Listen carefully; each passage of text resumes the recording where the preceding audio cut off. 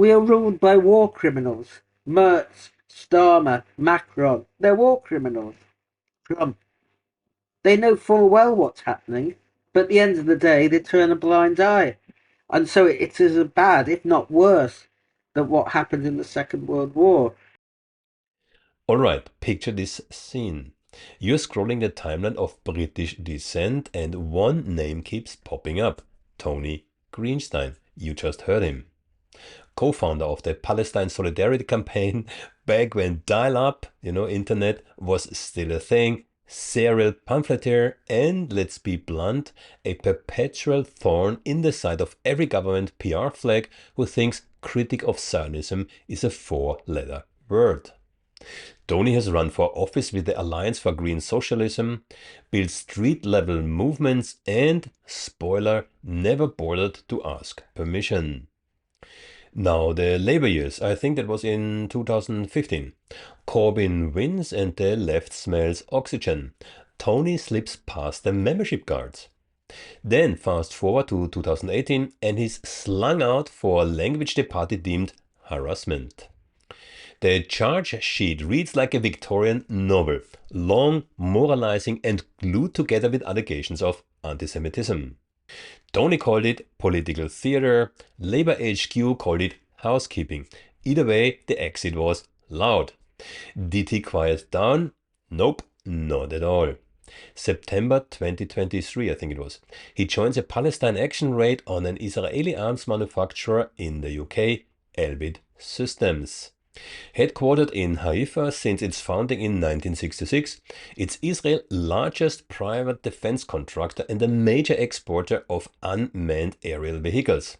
Think the Hermes 450 and Hermes 900 drones we have all seen in the news. The firm is publicly traded in Tel Aviv and on the Nasdaq, employs over 18,000 people and keeps satellite factories in the UK, US and elsewhere to service foreign contracts. So when Tony and his friends tag an Elbit drone plant, they're targeting a flagship piece of the Israeli military tech ecosystem. Not surprisingly, the judge was not amused and hands him 9 months suspended. Just a year later, the stakes jump up. November 2024, he is charged under Section 12 of the Terrorism Act 2000 for a tweet. A tweet. The cops say invited support for Hamas. Bail, ankle braces, hearing at the Old Bailey, and get this, the actual trial isn't penciled in until January 2026. So the process is the punishment. The calendar is the cage. For those of you who still read, I wrote a number of pieces on Substack about exactly this. One is titled When Truth Becomes Treason. Another one is about how governments are criminalizing dissent. Both links are in the description. And Tony is not the only voice on this channel who's paid a high price for principles. New York lawyer Stanley Cohen, for example, took an 18-month tax hit after years defending Hamas and Hezbollah clients and Native Americans. License suspended, reputation firehosed, still writing columns that make State Department press officers sweat. Then we got Ken O'Keefe, ex-Marine turned human shield, famously disarmed 2 Israeli commandos on the Mavi Marmara, remember the Gaza Freedom Flotilla, while Israeli snipers shot and killed 9 people on board. Ken too hasn't stopped calling out manufactured terror on every mic he can find. Different passport, same price tag. Careers become collateral damage for refusing the approved script. So what follows next isn't a sanitized press release. It's Tony in full flow, wired out, unfiltered and utterly convinced that naming apartheid is a civil duty, not a crime. Oh, and before we jump in, one quick thing. Tony's just written another book. If what you hear today makes you pause, makes you think, makes you go, yeah, this guy's saying what no one else dares to, maybe grab a copy. It's not a polished PR job, it's raw, researched, and exactly the kind of perspective you're not gonna find in polite media circles. And let's be real, Tony is not cashing royalty checks in a villa in Tuscany. If you think the cause matters, your support counts. And Tony, he will put it to good use. Tony Greenstein or Greenstein, welcome and pleasure having you. Thank you for inviting me. I have to confess, I did not fully appreciate the depth of your activities. So I have a couple of notes in front of me. I also have your website open, a very interesting one for viewers who are interested. It's tonygreenstein.com. I will put the link in the description of this interview. So, Tony, you were or are founding member of the the Palestine Solidarity Campaign (PSC) and Jews for boycotting Israeli goods. That's correct. There was a co-founder, not just one founder. There was about Yeah, 15 of us yeah. originally.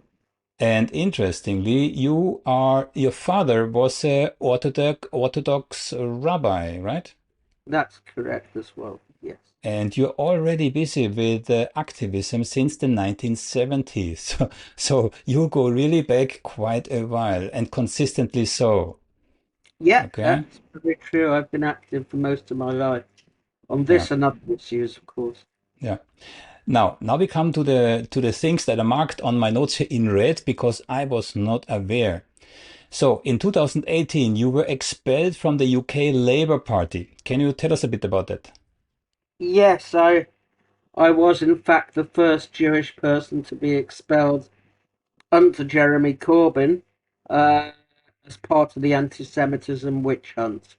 It was a smear campaign run by the Jewish Labour movement on behalf of the Israeli embassy, in essence, and the Israeli government to smear supporters of Corbyn as anti-Semitic because it was unacceptable to them to have a Palestine supporter as leader of the Labour Party, which, of course, is the alternative party of government in England, in Britain. So there was a complete concoction of events, false flag incidents, targeting people like me for what we'd written and for what uh, I mean, we all know that anti-Semitism is the favourite accusation made by supporters of the genocide because they really have nothing else to offer. It's very difficult to defend apartheid in its own terms, and it's even more difficult now to defend genocide apart from simply denying it takes place. So we were singled out, not just me, Jackie Walker, Chris Williamson, Ken Livingston, Mark Wadsworth, and many others. And there were bogus attacks, bad faith attacks, but unfortunately, Jeremy Corbyn didn't realise what was happening. He took their accusations at face value. The problem with Corbyn is, although he's been a supporter of the Palestinians, he's never been an anti-Zionist, so he doesn't really understand what the Zionist movement is and represents. And it's not a Jewish movement; it's a movement allied to and wedded to U.S. imperialism. Hmm. Uh, Then in 2018, in 2021, you were even arrested and you remained in custody, if I see this correctly. uh, well, there've been a number of arrests. I I was tried to do it chronologically. Yeah. In 2021, I was arrested driving a van for people in Palestine Action who were mounting an action against Elbit Systems factories in Warsaw. In fact, we never got there because they had a tip-off or intelligence, and I'm currently on a 9-month suspended sentence for 2 years as a result of that. But then in December 2023, I was arrested by about a dozen police at my home in Brighton at 7 a.m. in the morning. Uh, the officers who knocked at the door said I was being arrested for a tweet I had posted a month before. And of course, at that time of the morning, fairly bleary eyed, I wasn't even aware of what the tweet was until later. But what it was a Zionist had said to the world, really, just say 3 words: I support Hamas. And I replied, I support the Palestinians, but I support Hamas in the fight against the Israeli occupation. and that was enough to be arrested under the Terrorism Act. And now I'm being charged with an offence under the Terrorism Act 2000. That was I'm exactly my question. Was that the incident that led to this Terrorism Act indictment? Yes, I'm charged with inviting support for Hamas under Section 12 of the Terrorism Act. I was also arrested in October 2024 after a speech I gave outside the Israeli ambassador's residence, Zippy Hotovely, a particularly notorious racist, even by Israeli standards, for comparing the Israeli government to the Nazi state. The police took exception to that because they believed it was offensive to Jews. Uh, uh, in fact, I was let out. I was given bail, and later informed they were not proceeding with any charges on that one. I don't know if it's of any consolation for you, but I interviewed US Ambassador Josh Friedman already a couple of times, and he said, exactly like you just said, he thinks that Israel today is worse than the Nazis. Why? Because at least the Nazis had enough shame to try to hide their atrocities, whilst the Israelis today, they do it in the open, they brag about it, and they post it on social media. So you're That's not the right. That's right. Who did you say you interviewed? US Ambassador Josh Freeman. Now, if criticizing Jews for advocating genocide is somehow anti-Semitic, then we have a real problem. It is horrible that the descendants of people who were subjected by Europeans to genocide should themselves now be carrying out a Holocaust against Palestinians. The Nazis at least had enough of a sense of shame and guilt that they tried to conceal what they were doing. The Israelis are completely open about it. Mr. Netanyahu cites the biblical extermination of the Amalek. Well, an ex-US ambassador. Yes, I know. He was the ex-ambassador to, I think, Saudi Arabia and possibly Syria. Yes, that's right. Israelis have no shame. Uh, Partly it is because the Nazis never revealed to their own population what was happening. It was a state secret, the extermination of the Jews and the Gypsies and others. Uh, and that's why the extermination camps were not situated in Germany, they were situated in Poland and Silesia.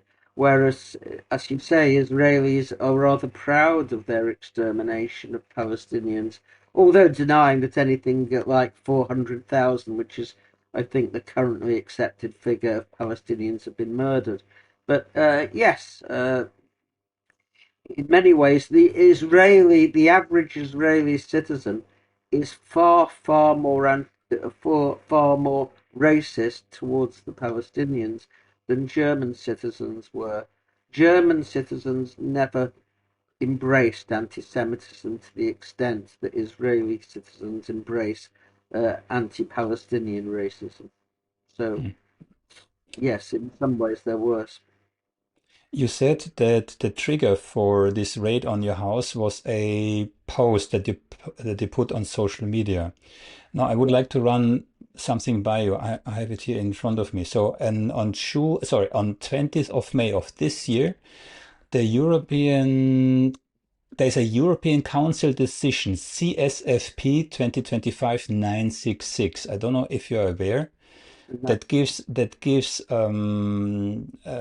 Europe, and they can do this by circumventing any courts, unprecedented power, just because some people have a different opinion and also voice those opinions than the mainstream narrative.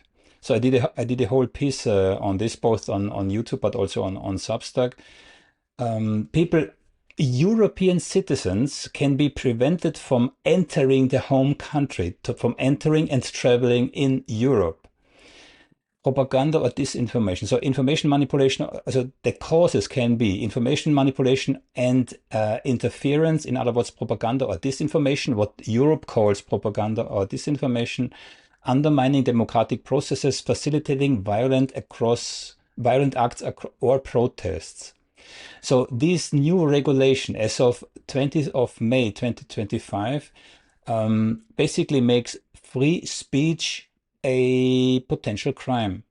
And it gives the European Council powers that supersedes the European courts. Nothing of that goes to court. I have in this piece examples of names, European citizens whose bank account got not only their own bank, you have to imagine this, not only their own bank account got frozen, but also the bank accounts of their peripheral family, the next of kin. Yeah. I said already, they can no longer travel. They can no longer work, etc., etc. So it's a total. It's similar what we saw in Canada by the farmers' protests, where also all their bank accounts got frozen from the protesters. Only this goes way further. Yeah, there's no court involved and no dispute possible. I mean, this is just too crazy for words. Yeah. I mean, you're absolutely right. There has been a wholesale attack on freedom of speech, and we've seen how weak the institutions set up after the war, the European Court of Human Rights, the European Court of Justice, the Fundamental Rights Convention, I think, that the European Union has. All these fundamental rights have now been overridden. And we've seen in Germany, for example, how any manifestation of Palestinian protest in Berlin in particular is clamped down upon.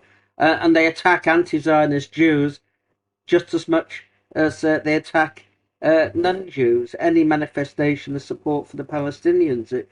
I mean, the irony in Germany is that when the Nazis came to power, they too favoured the Zionist Jews as opposed to the anti-Zionist and non-Zionist Jews. So the German police and the German state are following in the footsteps of the Nazi state because they have a preference for the Zionists, because the Zionists and the State of Israel legitimized West Germany's accession to NATO and an alliance with Western imperialism. They did a deal, in essence.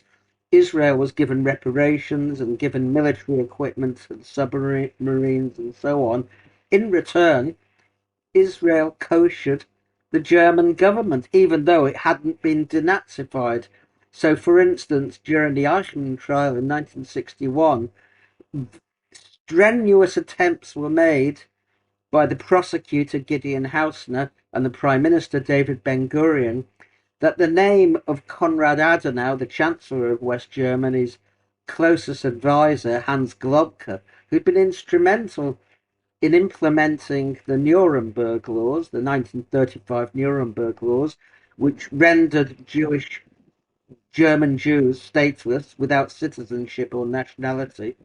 He was responsible for implementing the legal code that governed that, and he made a number of rulings, one of the most notorious, was that even if a Jew had sexual relations with an Aryan and un-Jew outside Germany, that was still an offence within Germany.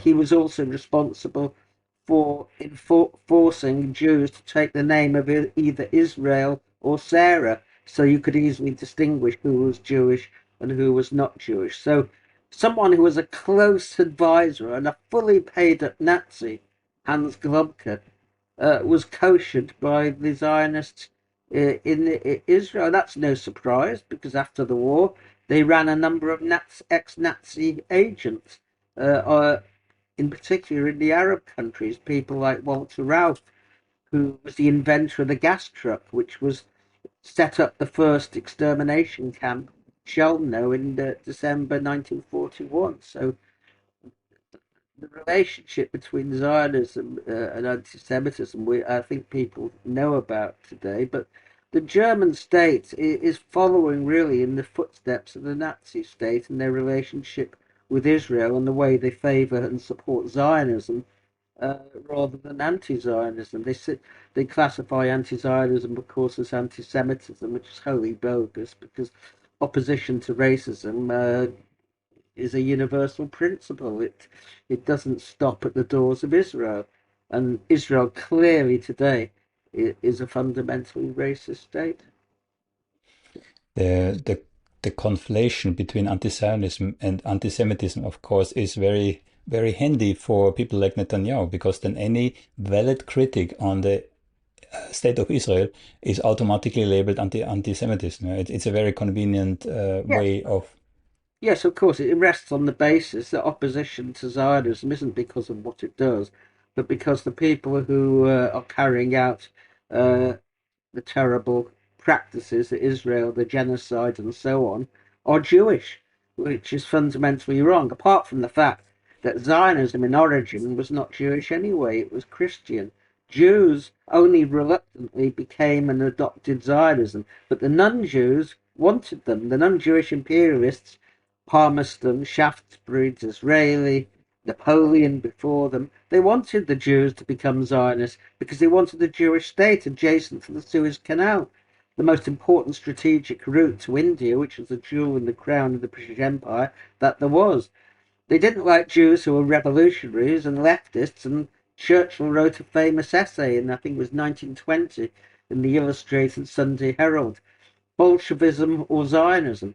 The Bolshevists, I mean, he subscribed to the conspiracy theory that Jews and Marxists were one and the same, but he saw the good Jews as Zionists, who were like him, imperialists. So I mean, it was laid down over a century ago, really, and Zionism was, if you like, the bastard offspring, firstly of British imperialism, and then Hitler himself. Because without Hitler, it is quite doubtful that the Israeli state would have gained enough settlers in order to provide a critical mass in order to colonize Palestine. So, I mean, that's why when Hitler came to power, although most Jews were aghast, they began a boycott of Nazi Germany, which had severe effects on its economy. The Zionists were opposed to boycott from the beginning because to them, Hitler was someone to deal with, to trade with, to parley with, to negotiate with, and to take advantage of.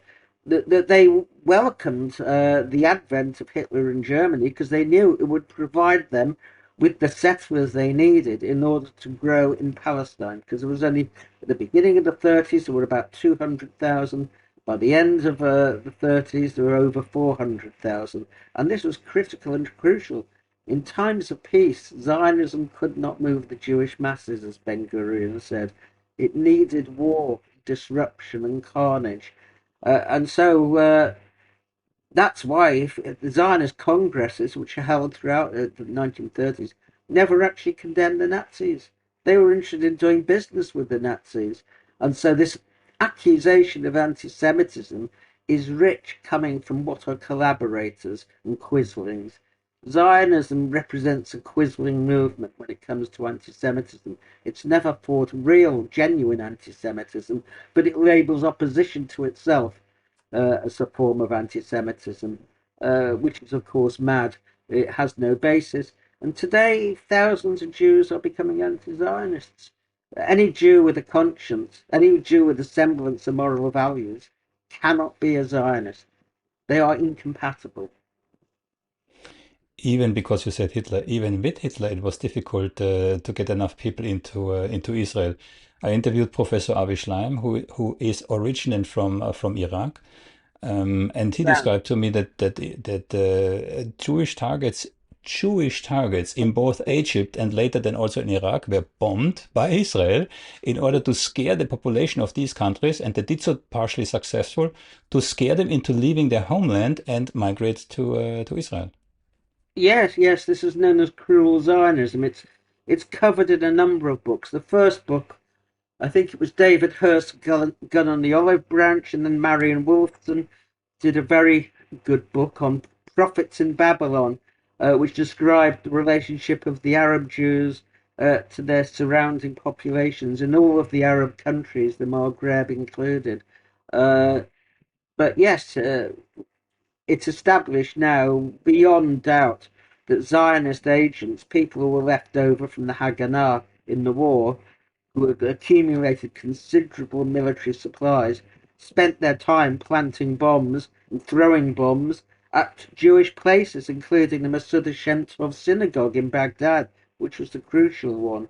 Avi Schleim says there's 5 incidents. I've from other sources I've found 7 incidents. There may well have been many more, which haven't been documented. But yes, the Israeli government, in essence, did a deal with the pro-British dictator Nouri Said, which was simply, we will take the bodies of the Jews and you can take their money. And that's what happened. That reminded me a little bit on Switzerland, but you're absolutely right. So that there was an agreement between Israel and the Iraqi government. You can have, as you say, the bodies, but the money stays behind. Yeah. Yeah. They were only allowed to take £70 with them. This was the richest Jewish community almost in the world, the oldest Jewish community in the world. 2,500 years it had survived. The Babylonian Talmud is preferred to the Jerusalem Talmud, which is the book of oral law, the Halacha. It was a rich community, and 1/3 of Baghdad was Jewish. It was a Jewish city in many ways, a higher proportion than the number of Jews in New York. The finance minister of Iraq was Jewish. Jews were very well established, and they were in the highest professions. They were a rich and cultured community, and Zionism destroyed it. When they arrived in Israel, having escaped because they feared anti-Semitism, although the Zionists had simulated it, as they got off the planes, they were sprayed with DDT, a pesticide. They were treated like the lowest of the low. And for years, they bitterly resented what had happened to them. But of course, memories die as parents die and so on. And so the current generation of Iraqi Jews in Israel really, is as rabidly racist as any other section. That's a tragedy. Ben Gvir is a former Iraqi Jew, for example, and he's a Jewish neo-Nazi. But yes, I know Avi Schleim. He's a wonderful person, a very courageous person, a professor, emeritus professor at Oxford University, and someone has done a lot of work on this. Yes. Also a very kind person, and he told me with a smile on his face, and now I have found the smoking gun. I remember. I imagine there are a number of smoking guns, and if the files in Israel were opened, we would find quite a few as well. But the files have been kept closed, certain crucial ones. But we have no doubt. Munya Marda, who was arrested, Yehuda Tajar, who was given 10 years, he went undercover in Iraq, was discovered. He confessed to what had happened. The evidence is overwhelming. But more importantly, as Tom Segev, who is a Zionist historian in the Seventh Million, said, the Iraqi Jews themselves believed the story. They had no doubt themselves that the Zionists had planted the bombs. And if anyone knew, it was them, because they knew who the Zionists were, who had been doing this. And the evidence is overwhelming. Basically, Zionism doesn't really give a damn for individual Jews. It's a racial preservation project. It's aimed at building, if you like, the greater Israeli Reich, the 1,000-year Reich, just as Hitler wanted to build a 1,000-year Reich. The ideas are the same. It's just, some Zionists have even come out and said, well, Hitler was right. He just got the wrong people. So, that's where Zionism has ended up, in a vicious racism and ethnic cleansing and now genocide, which is a shadow of what the Nazis did. And it's no wonder that the leading Nazis were very favourable to the Zionists. Heydrich, in January 1935, gave instructions to the Gestapo that the Jews were to be treated, the Zionists were to be treated differently from the non-Zionist Jewish organizations, because what they believed in was consonant with what the Nazis believed in. And the paper The SS in 1935, May 35, said exactly the same. The Zionists are the good Jews because they want to help us get rid of the Jews from Germany, because Hitler, his policy was not extermination to begin with, but expulsion, ethnic cleansing. Extermination only took place after ethnic cleansing was proved impossible. But extermination of Jews started in June 1941. The Nazis had been in power 8.5 years by then. So they first wanted ethnic cleansing, but when they found that they couldn't expel all the Jews, especially when they had invaded Poland, which was the reservoir Jewry in Europe, over 3 million Jews, then they turned to extermination. But say the first extermination camp was opened in December 1941, not in December 1933. This is why Netanyahu blamed the Mufti of Jerusalem. Yeah, Netanyahu said Hitler didn't want to exterminate the Jews. Then the Mufti went to Berlin. There was apparently a conversation which is not recorded anywhere, where Hitler said, "What shall I do with the Jews?" And then the Mufti of Jerusalem, according to Netanyahu, said, "You have to kill them. You have to kill them." So basically, he transfers the blame of the Holocaust from the Nazis onto the Arabs in order to justify what he's doing today in Gaza and the West Bank. Yes, let me correct you on one point. It is recorded. There's a transcript of the meeting, and nothing like that appears in the transcript. It's about the Mufti was seeking German support for the Palestinians. He wasn't seeking to burn or anything else. It's a complete invention of Netanyahu. But of course, if your main enemy, as it is today for the Zionists, are the Arabs, the Palestinians, then what better than to transform the Palestinians into the new Nazis? This is not new.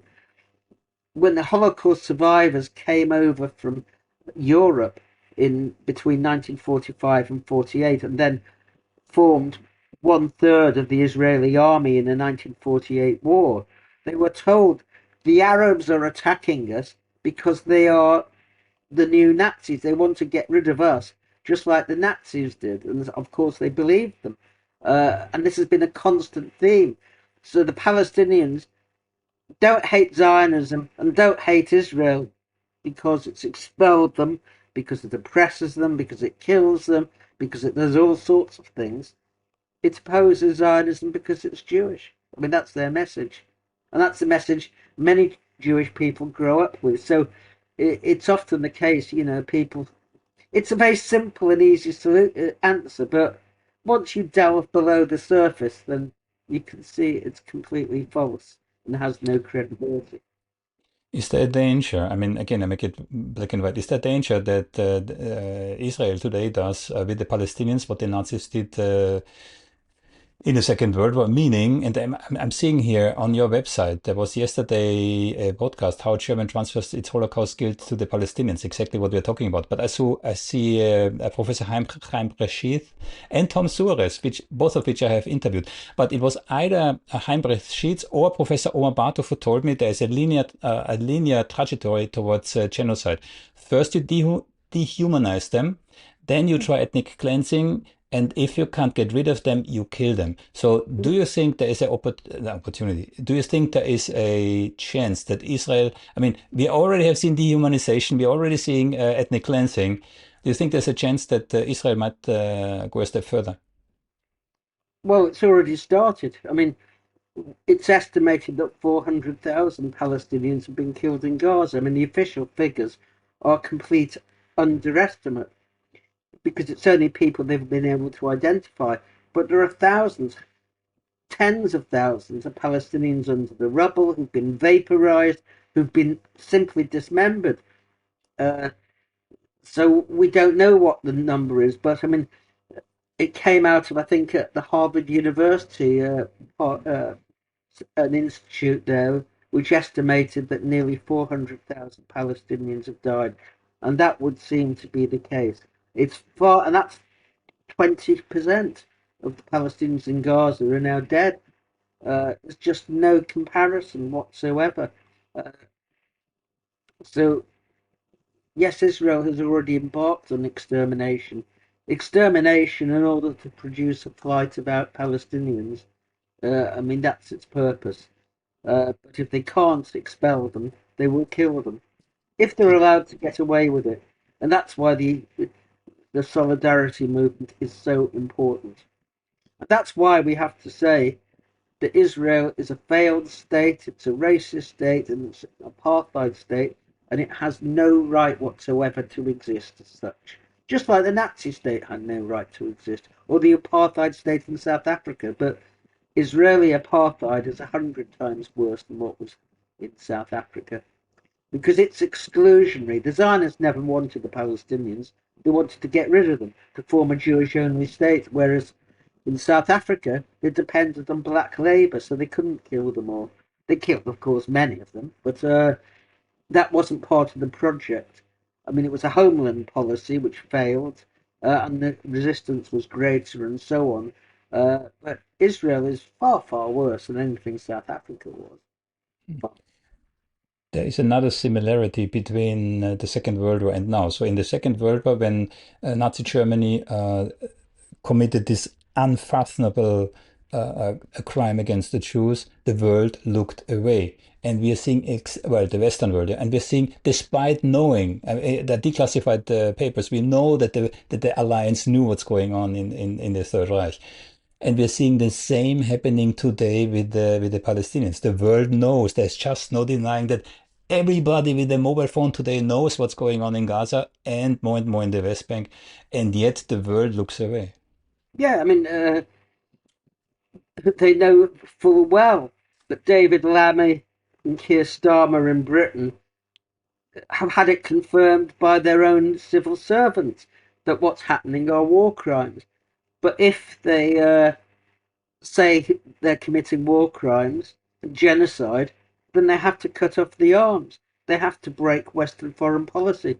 Western foreign policy is now signed up to supporting the genocide. Of course, they protest. They ask the Israelis to be kinder, but at the end of the day, they don't actually do anything.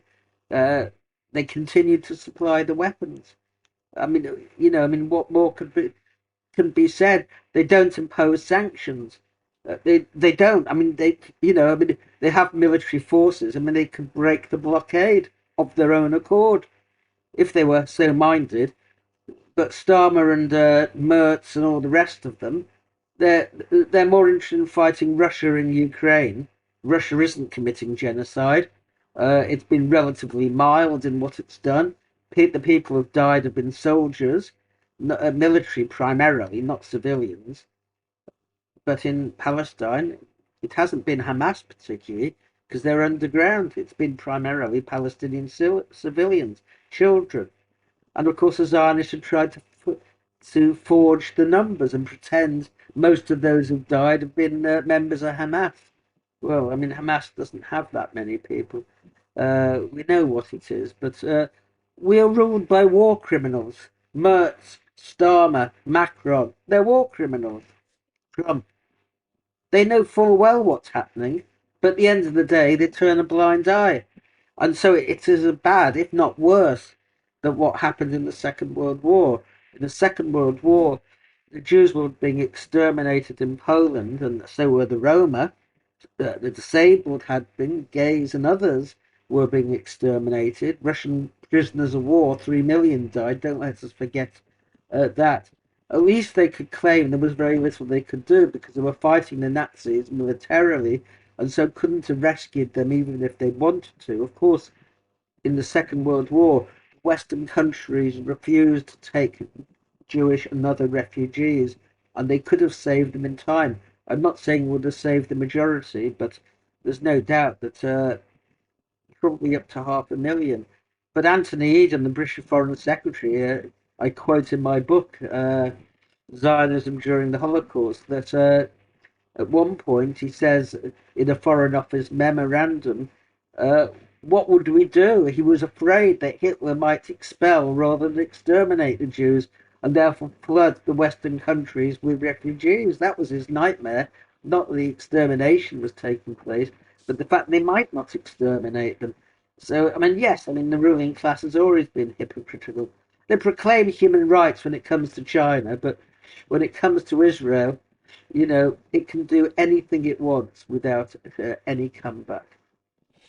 Noam Chomsky, when I interviewed him, he told me the very existence of the state of Israel is the ultimate manifestation of anti-Semitism. And I had to swallow for a second because I tried to understand what he tried to tell me. But that's exactly what you said. They put the Jews after the Second World War there because nobody else wanted them. Yes, I Yeah. mean, if they wanted a Jewish state, and I'm opposed to the whole concept of a state based on a particular ethnicity or religion, but if they wanted a Jewish state, then they should have used, they should have created one in Bavaria, or some other German state. The people who done the killing should have paid the price. Uh, Palestinians hadn't been responsible for the Holocaust. Quite the contrary. Palestinians had died fighting against the Nazis, although that's always forgotten.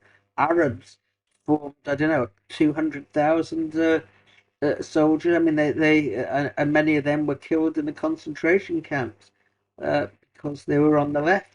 So, I mean, the Arabs played no part in supporting Hitler. Although, of course, the Zionists tried to rewrite history about that and pretend they were the ones who were on the side of the Allies. But we know from the Stern Gang, one of the three Zionist terror groups, it made an offer, not once, but twice in 1940 and 41 to Nazi Germany to actually form a military alliance against the British because they saw the British, not the Nazis, as their main enemy. And for Zionism, that was true. The British were the main enemy because they weren't letting settlers in, Jews into Palestine, whereas Hitler was more to give them Jews. So, yes, from their point of view, Britain was the enemy. And after 1945, of course, they waged a war against the British occupation. If we now briefly switch over to the present and Israel's and now also the US attack on Iran, what's your vision here? What's really behind this? Because it has nothing to do with nuclear weapons, yeah. So let's be clear. So Yes, you're right. Yes, of course. Nuclear weapons are a pretext, nothing more. The reason for it is clear. Israel, which is the attack dog of the United States and Western imperialism in the Middle East, a vital region for oil, for routes to Asia and so on, wants to be the regional hegemon. It doesn't want to be challenged by any other power. In Iran is, if you like, a challenge to Israel's domination in the Middle East. That is the reason why, for 25 years, Netanyahu has made it his mission to attack Iran. Of course, it's got nothing to do with nuclear weapons. If the West was sincere about ridding the Middle East of nuclear weapons, it would start with Israel, which has about 200 missiles. Of course, exactly. to do with that. And the danger is not so much Iran would fire a nuclear weapon, but Israel, which has a Samson doctrine that if it goes down, it will take everyone else down with it. Israel is the danger, not Iran. I mean, I have no brief for the Iranian regime. It's a repressive regime. It's an undemocratic regime. It's a clericalist regime. It's a regime which oppresses its own people, its own workers, its own minorities like the Kurds. But when it comes to imperialism attacking Iran, then of course we defend Iran. And US, of course, is directly responsible for the very existence of this Mullah regime because they ousted the democratically elected moderate Mossadegh. Yeah? And I said it before, I have the autobiography of Kermit Roosevelt, who is the grandson from the president, who boasted because he was a CIA operative and he was responsible for this coup. He boasted how they did it. Yeah? So there's absolutely no question. Yeah. Well, yes, So that's right. I mean, in 1953, it was a joint operation, the CIA and MI6, the British Overseas Intelligence Agency. And the reason was simple. Mossadegh had nationalised the Anglo-Iranian Oil Company, which was a great threat to their interests. And so they were desperate to restore the status quo ante. So they conspired to overthrow Mossadegh and put the Shah of Iran back in power. But when the massive uprisings began in 1979, which were workers revolting as well. I mean, the United States feared that there would be a workers' revolution in Iran, and at that stage, it then backed Khomeini against the workers. And Khomeini, under his rule, thousands of workers and leftists and communists were massacred in Iranian prisons. So the regime is not a nice one in Iran by any means, but we're not defending the regime, we're defending Iran against the imperialists. And anyone who's a socialist or on the left will do likewise. Not because of what they are, but despite the regime. And for Netanyahu, of course, I mean, I always said it before already. So for Netanyahu, October the 7th was a God-sent gift. And now, of course, his kind of wet dream, because he tried since, you said it already, more than 20 years to get America actually to attack Iran. And this is exactly what happened. Now, there's one thing. So Trump was very adamant that everything is destroyed. But I'm hearing already on BBC, on CNN, blah, blah, blah. Yeah, we destroyed it, but the actual material, they evacuated. So I see this already as a next step. This is the justification for additional attacks. Yes, we destroyed the facilities, but they still have the material. So we need to continue to bomb the country. I'm not convinced they even destroyed the facilities. I don't Agree. I'm not saying they did. I'm saying this is the argument, but this is also the argument for further strikes. So I don't think this is over at all. Oh no, it's not over. I mean, it's quite clear that Netanyahu, if you like, he needs another war. He has exhausted his means in Gaza and the West Bank. His support base is basically crumbling. You said it already. Also internally in Israel. And what does a prime minister do when he wants to reinvigorate the support? Because for him it's either jail or another war. I wouldn't say that. I mean, I think it's wrong to see it in personal terms. Netanyahu would not be able to, by himself, do what he's done if he wasn't in alliance with the far right in Israel. And the far right in Israel makes Marine Le Pen look like a socialist. I mean, it is way off the scale of anything in Europe, apart from maybe what Golden Dawn was in Greece. But I think it's more complicated that. Firstly, everything I understand about the facilities at Fordo and the other places is that the bombs that America used were not sufficient to get at the facilities. They destroyed or they damaged the exits and entrances, but very little more. However, it serves Trump's purposes to pretend that the facilities were destroyed. The problem for Netanyahu, he's bitten off more than he can chew. In other words, I think it was a great surprise that when they attacked Iran, they met with the response they did. I mean, Iran's response was pretty devastating. Tel Aviv has never been bombed since 1948. I mean, whole streets were seen to have been destroyed. Haifa's oil refinery was damaged. I don't know to what extent. The censor has tried to clamp down on reports, but it's very clear that the severe damage was done by the ballistic missiles and so on. So I'm not sure that Netanyahu will want to recommence, and Trump has made it clear that he doesn't really want any further involvement by the United States. I mean, Netanyahu, in a sense, forced Trump into the position of having to mount the raid, which was his intention all along, because Israel didn't have the means by which to destroy those installations. I think Trump will be very reluctant to see the US drawn further into the Middle East quagmire, given the experiences in Iraq in particular, and Libya as well, and in Syria, and of course the war in Afghanistan. So when US imperialism looks back at its the conflagrations it's caused, the wars it's caused in the Middle East, there isn't much good to be said, even from their perspective. So, given the way that Trump was elected and his promise to the MAGA base that there would be no more forever wars, I think he will be reluctant. That's not to say he won't. I don't have a crystal ball, but I think the chances are he'll do what he wants, which is why he's claiming victory, in order that he doesn't have to do anything more. Netanyahu, I don't think, will make the same claims. How he gets around it, who knows? But Israel will be interested.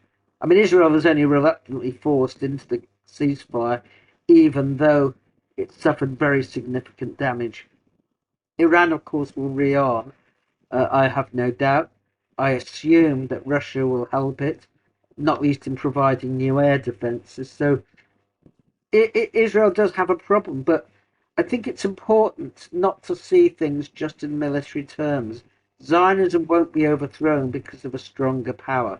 And Iran has made it clear that it may use the Palestinians, but at the end of the day, it's not really interested in relieving the Palestinian situation. Iran could have demanded that as part of a ceasefire that Israel withdraws from Gaza and stops the killing there. It didn't. It didn't even occur to them. So they're interested in really their own interests. They may sometimes coincide with the Palestinians, but that's not to the forefront of the mind of the Ayatollahs and the rulers of Iran. Trump might not, but you said it already. Netanyahu might.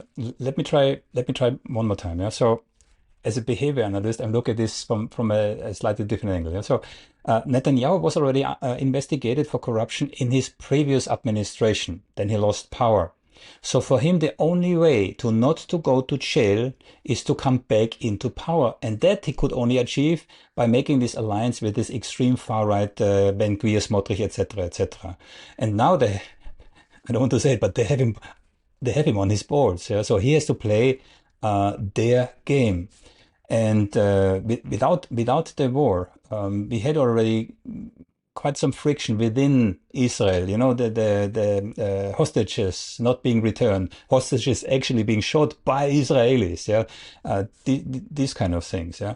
So for Netanyahu, and I'm not saying this lightly, I actually investigated the 3 corruption scandals that he's embroidered with, one of which involves the Hollywood billionaire and Israeli super spy Arnon Milchan, with whom Netanyahu, when he was still chief of staff in the Israeli embassy in Washington, colluded to steal nuclear material and nuclear secrets from the US, yeah, to Israel, which we know based on FBI documents obtained through the Freedom of Information Act. Yeah. So this is still open. This is still. I'm not disputing any of that. What I'm saying is, I think it's a mistake to see what has happened in terms of Netanyahu's own personal fate.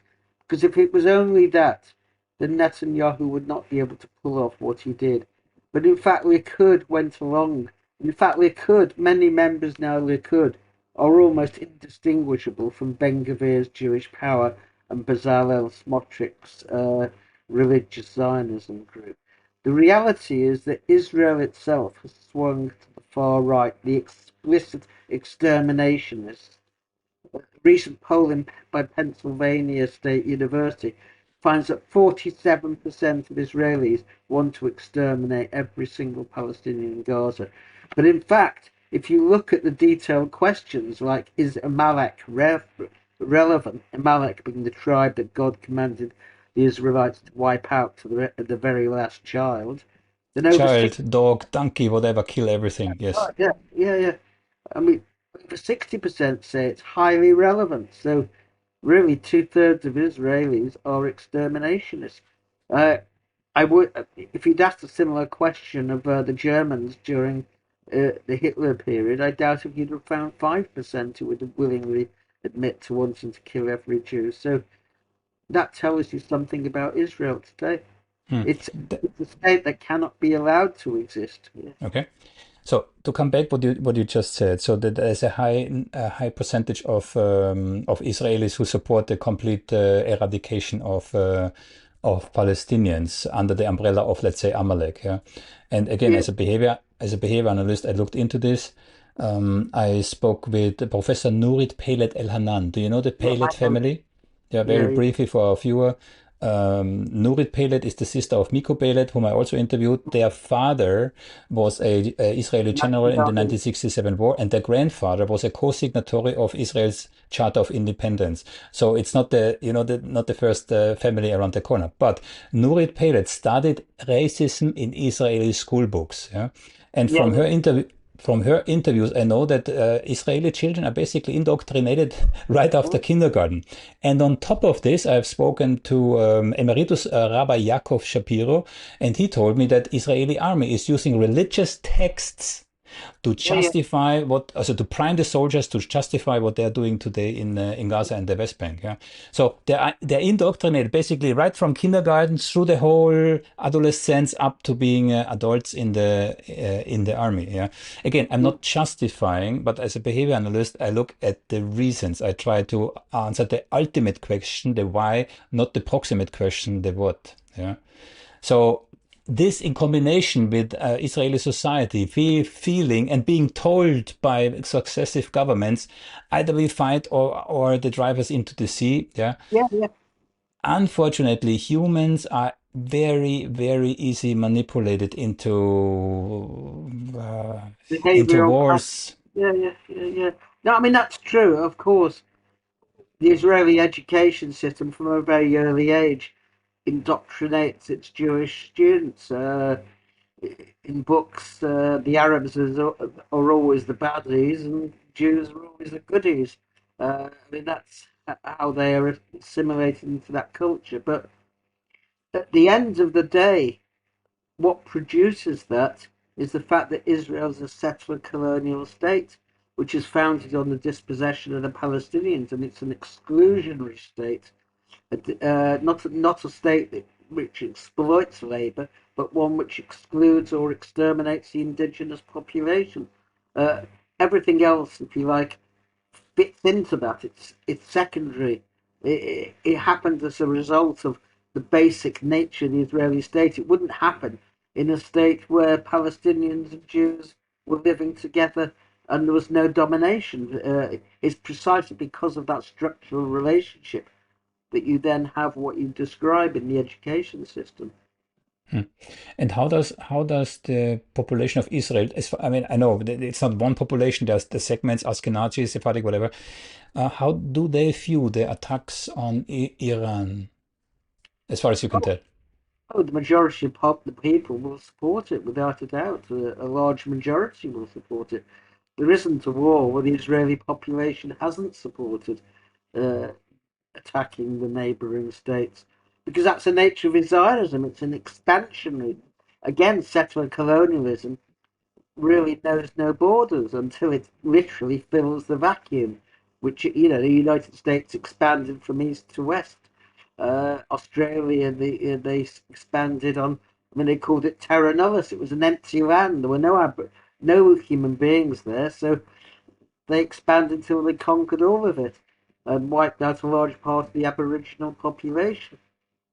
Same in Israel. It is Eretz Israel, the land of Israel, the biblical land of Israel, which is not the same as the present borders, although Israel, unlike any other state in the world, has no fixed borders. It doesn't define its borders.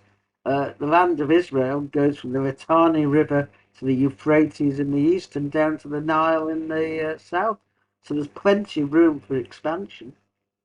Will they succeed? Do you think will they succeed in the greater Israel? No, I don't think. I think the chickens are coming home to roost. The more it expands, the weaker it becomes in one sense, because the greater the enemy and the antagonism, not simply the Palestinians, but the Arab peoples as a whole. Unlike the corrupt, repressive Arab regimes, the Arab people have never come to terms with or accepted Zionism. Hmm. So, no, I don't. I think we're seeing the last stages of Zionism, bloody though they are. I don't think Zionism has a long life ahead of it. Again, you're not the only one who's telling me that, really. Zionism comes to an end. But a quick question, and I don't know if this is correct. I read that about 2 million Israelis want to leave Israel now, and Israel or Netanyahu, whatever, forbids them. They're They've made it disallowed. very difficult. They've made it very difficult. They were preventing people flying out of Israel. You could only come into Israel, and then it was difficult because Ben Gurion Airport being under attack or potential attack, most airliners wouldn't go near it. So, yes, they have major problems. They have an economy which has been decimated. They have a very bad state. Their bonds are almost junk status. So yes, as long as Israel is supported by the West, it will survive until Zionism eventually collapses from a combination of different factors. But it will also need revolution in the Arab East to overthrow their client regimes, which are collaborating with Israel. I don't think it will happen automatically. Which country specifically do you mean? Well, certainly the Egyptian working class has got a task in hand. So has the Iraqi workers and the masses. Saudi Arabia has a large population. Uh, and we need to see the fall of some of the Gulf sheikdoms, which have been the worst of all. So it's a combination, but Iraq, Egypt, Saudi Arabia, I would say, were the top three.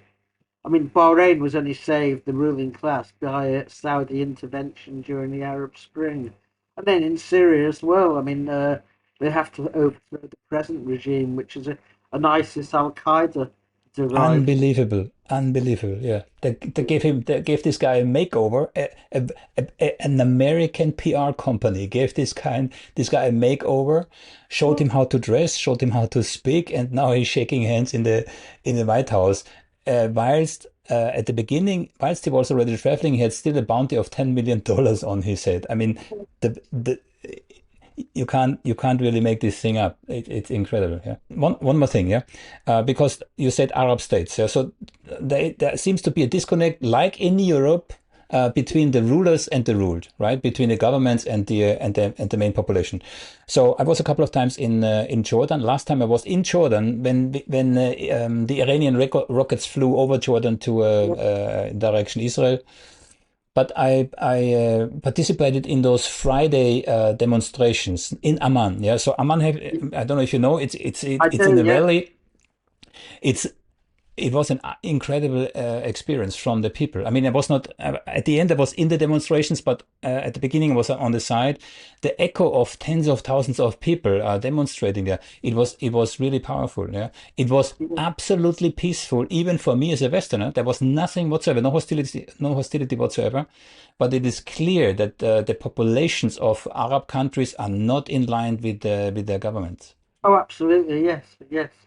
I, I, really, the precondition for the eventual overthrow of Israel will be the collapse and the overthrow of the Arab regimes, because Israel's there to protect them. That's one of the main reasons imperialism supports it. So, when the Arab regimes fall, then Israel is likely to find itself in a very difficult place.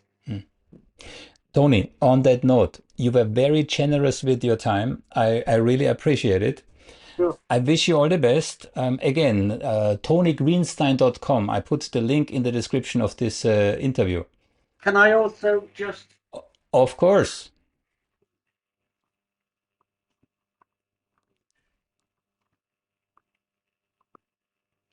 if anyone wants my book, Zionism During the Holocaust, it is £12.50 plus postage, I'm afraid, to Europe, but it's 500 pages odd, so it's well worth it if you want to order it, because I don't think you can get it in Germany. How It might how be, can people order it? How? uh, email me at tonygreenstein104@gmail.com. Okay, I put the email address. I put also in the description of this interview. Yes, you've got my email address, so that's the one to use, yeah? And Good. if you do that, then you can find out the whole history of the relationship, which, say, this is really only the second book on it. The first was Lenny Brenner 40 years ago, so I recommend it. Okay, Thank you, Tony. Thank you for your time. take care.